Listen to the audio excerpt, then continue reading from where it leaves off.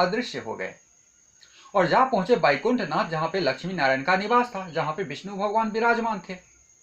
और जैसे ही वो वहां पे पहुंचे, प्रभु ने पूछा, कहो नारद, कैसे आना हुआ? फिर नारद जी ने कहा कि प्रभु, मैं पृथ्वी लोक से आपके लिए आपके एक भक्त का संदेश लेकर आया हूं। Hi friends, this is Ashish from Calcutta and I've just started uploading videos on my YouTube channel, YouTuber Ashish. So welcome back to my YouTube channel where you'll get lots of videos like devotional, motivational and shorts etc. तो चलिए start करते हैं story के साथ। Once upon a time, एक समय की बात है, एक ऋषि थे जो विष्णु भगवान के बहुत बड़े भक्त थे। बहुत भक्ति करते थे विष्णु भगवान की, पूजा पाठ जप तप ध्यान सब कुछ बहुत अच्छे से करते थे। इसका उन्हें काफ़ी अच्छा रिजल्ट भी मिलता था। जैसे वो कहीं भी जाते थे उनका काफ़ी रेस्पेक्ट था और समाज में भी कोई काम कोई अनुष्ठान होता था, लोग पहले उनसे सजेशन लेते थे, उसके बाद ही किसी काम को स्टार्ट करते थे। तो कुल मिलाकर उनकी ज़िंदगी काफ़ी अच्छी चल रही थी। फिर एक रोज़ ऐसा हुआ कि वो एक सोच में पड़ गए कि मैं इतना भक्ति करता हूँ, पूजा पाठ करता हूँ, सब कुछ तो बहुत अच्छा चल रहा है, लेकिन कुछ ऐसा हो जिससे कि मुझे भगवान का दर्शन करने को मिल जाए, तब तो मेरी ज़िंदगी ही बदल जाएगी, मेरा सब अच्छा हो जाएगा, मैं जो चाहूँगा कर पाऊँगा, जहाँ चाहूँगा वहाँ जा पाऊँगा, भ्रमण कर पाऊँगा और सबसे बड़ी बात होगी कि मैं समाज की कल्याण कर पाऊँगा। फिर वो सोचे कि इसके लिए मुझे क्या करना चाहिए। तो फिर उनके मन में ये एक आइडिया आया कि मैं तपस्या करता हूँ, अगर मैं तपस्या करूँगा तो ज़रूर मेरे वासुदेव, मेरे विष्णु भगवान मुझसे प्रसन्न हो जाएंगे और फिर मुझे दर्शन भी दे देंगे। और फिर उन्होंने तपस्या करना शुरू कर दिया और तपस्या करते करते कई दिन बीते, लेकिन भगवान का दर्शन तो दूर, एक झलक तक नहीं मिली। इससे वो काफ़ी परेशान हुए, काफ़ी चिंतित हुए और वे सोचने लगे कि ये क्या हो गया, मैं भक्ति करता था, पूजा पाठ करता था, इससे तो भगवान काफ़ी प्रसन्न थे, और मैं तपस्या कर रहा हूँ तो मुझे झलक तक नहीं मिल रही है, ऐसी क्या बात हुई। फिर सोचे चलो कोई बात नहीं, एक बार नहीं सही दूसरी बार ही सही, मैं फिर से कोशिश करता हूँ।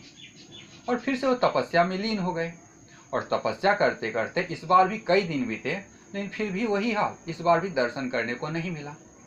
अब ये गहरी सोच में पड़ गए कि ये क्या, मैं तो इतनी तपस्या करता हूँ, इतने मन से तपस्या करता हूँ, लेकिन मेरे नारायण मुझे दर्शन नहीं दे रहे हैं, कहीं ऐसा तो नहीं कि वो मुझसे नाराज हो गए, और अगर वो नाराज हो गए तब तो मुश्किल हो जाएगी, तब तो काफ़ी परेशानी हो जाएगी। इससे अच्छा तो पूजा पाठ था, मेरा सब अच्छा चल रहा था, लेकिन जब से तपस्या करना शुरू किया हूँ तब से तो जैसे कुछ हो ही नहीं रहा है, भगवान मुझे दर्शन नहीं दे रहे हैं। ये सब उनके मन में सोच विचार चल ही रहा था, चिंता भावना चल ही रहा था कि अचानक से नारद जी प्रकट हो गए। नारद जी कैसे प्रकट हो सकते हैं, ये तो वासुदेव की भक्ति कर रहे थे, वासुदेव की तपस्या करने में लगे हुए थे, नारद जी फिर क्या करने चले आए। फिर वो सोचे चलो कोई बात नहीं, प्रभु न सही नारद जी ही सही, मैं इन्हीं से पूछ लेता हूं, मेरे वासुदेव मेरे नारायण मुझे कब दर्शन देंगे। और फिर उन्होंने नारद जी से पूछा कि नारद जी, मैं अपने प्रभु की भक्ति करता हूं, पूजा पाठ तपस्या करता हूं, लेकिन मैं काफी चिंतित हूं, काफी परेशान हूं। फिर नारद जी ने कहा कि भाई ऐसी कौन सी भक्ति करते हो कि भक्ति भी करते हो, पूजा पाठ करते हो, चिंतित भी हो।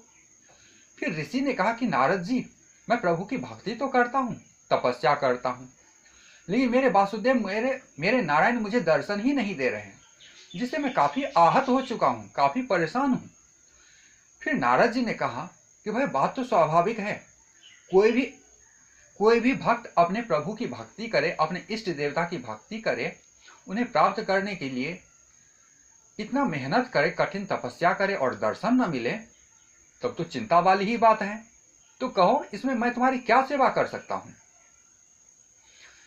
फिर ऋषि ने कहा कि नारद जी, क्या आप मुझे बता सकते हैं कि मेरे नारायण मेरे वासुदेव मुझे कब दर्शन देंगे। फिर नारद जी ने कहा तो भाई इसमें कौन सी बड़ी बात है, ये मैं अभी पूछ के बता देता हूं। और इतना कह के वो वहां से अंतर्ध्यान हो गए, अदृश्य हो गए और जा पहुंचे बैकुंठ नाथ, जहां पे लक्ष्मी नारायण का निवास था, जहां पे विष्णु भगवान विराजमान थे। और जैसे ही वो वहां पे पहुंचे, प्रभु ने पूछा, कहो नारद, कैसे आना हुआ।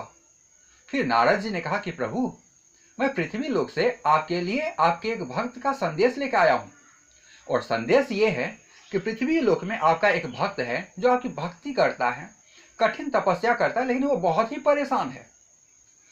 फिर वासुदेव ने पूछा कि भाई ऐसा कौन सा भक्त है और ऐसी कौन सी भक्ति करता है कि मेरी भक्ति भी करता है और परेशान भी है। फिर नारद जी ने कहा कि प्रभु, वो आपका भक्त तो है, आपकी भक्ति करता है, आपको प्राप्त करने के लिए तपस्या करता है, कठिन तपस्या करता है, लेकिन फिर भी वो परेशान है इसलिए कि आप उन्हें दर्शन नहीं दे रहे हैं। फिर वासुदेव ने कहा कि नारद, बात तो सही है, अगर कोई मेरा भक्त मेरी भक्ति करे और मैं उसे दर्शन न दूं तो चिंता तो स्वाभाविक है, लेकिन तुम चिंता मत करो।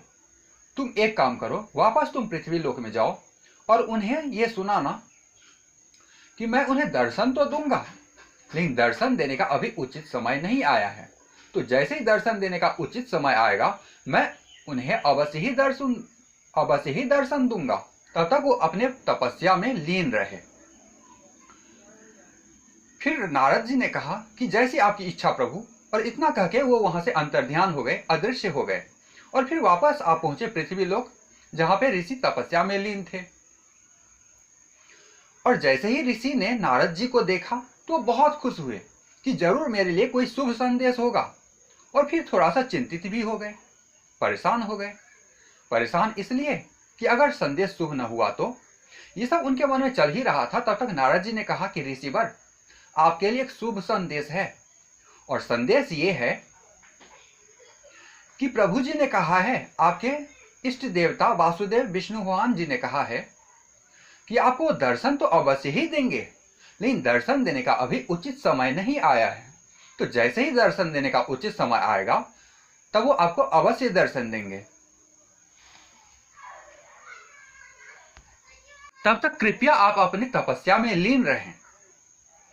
और जैसे ही ऋषि ने यह बात सुनी कि वासुदेव उन्हें दर्शन देंगे, वो अपने आप को रोक नहीं पाए और खुशी से उछल कूद करने लगे, झूमने नाचने लगे कि मेरे विष्णु भगवान, मेरे श्री हरि, मेरे नारायण मुझे दर्शन देने वाले हैं, मुझे दर्शन देंगे। वो बहुत खुश हुए, बहुत खुश हुए, इतना खुश कि सब कुछ वो भूल गए, ये तक भूल गए कि सामने नारद जी खड़े हैं, और एकदम खुशी से झूमने नाचने लगे, उछल कूद करने लगे।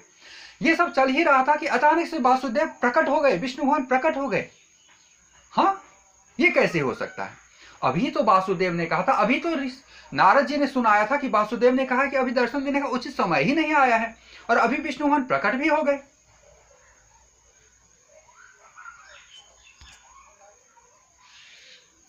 इन्हें भी इस चीज पे विश्वास नहीं हो रहा था और बार बार आंखों को खोल के बंद करके देख रहे थे, पलकों को झपका के देख रहे थे, कहीं मैं सपना तो नहीं देख रहा हूं कि अभी तो नारद जी ने सुनाया था कि अभी दर्शन देने का उचित समय नहीं आया है, और अभी वासुदेव मेरे सामने प्रकट हो गए।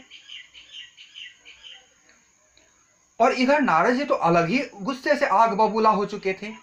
और फिर इन्होंने पूछा कि प्रभु, अभी तो आपने कहा था कि अभी दर्शन देने का उचित समय नहीं आया है, और अभी आप प्रकट हो गए। आपने मुझे झूठा बनाया प्रभु, आपने मेरी अवहेलना की, आपने मेरा मजाक उड़ाया। फिर प्रभु ने कहा कि नारद, बात तो मैंने सही कही थी कि अभी दर्शन देने का उचित समय नहीं आया है, लेकिन बस इतना सुनते ही कि मैं दर्शन अवश्य ही दूंगा, और ये अपने आप को रोक नहीं पाए, खुशी से झूमने नाचने लगे, तो मुझसे भी रहा नहीं गया और मैं अपने भक्त से मिलने के लिए दौड़े दौड़े चला आया। तो फ्रेंड्स, इस स्टोरी का मोरल ये है कि कई बार ऐसा होता है कि हम अपने काम में लगे रहते हैं, चाहे हम स्टडी करते हैं, चाहे हम बिजनेस करते हैं, कोई भी काम करते हैं, हम अपने काम में लगे रहते हैं, और एक सर्टेन टाइम के बाद ऐसा होता है कि हम चिंता में पड़ जाते हैं कि पता नहीं हमें सक्सेस मिलेगी या नहीं मिलेगी। हम सोच में पड़ जाते हैं, और फिर हमारे माइंड में निगेटिविटी पॉजिटिविटी आने लगती है। कभी हम हाँ सोचते हैं, कभी हम ना सोचते हैं, और गहरी सोच में पड़ जाते हैं कि अगर सक्सेस नहीं मिली तो। और इसका रिजल्ट हमें यह मिलता है कि कभी हमें सक्सेस मिलती ही नहीं है, क्योंकि हमारे अंदर मिक्स होता है पॉजिटिविटी का भी और निगेटिविटी का भी। अगर निगेटिव रखेंगे तो नो रिजल्ट, पॉजिटिव रखेंगे तो of course there is the result. तो पॉजिटिविटी रखनी है, चाहे बिजनेस कर रहे हो, चाहे स्टडी कर रहे हो, चाहे कोई भी आप काम कर रहे हो, आपके एफर्ट लगा के रखना होगा। Of course I am going to succeed in my life and definitely there is success in the future. तो जिस भी किसी काम को कर रहे हैं, बस लगन के साथ, मन के साथ करते रहिए, सक्सेस मिलना ही मिलना है। तो चलिए फिर मिलते हैं नेक्स्ट टाइम एक नई स्टोरी के साथ। Till then have a good life and thanks for watching.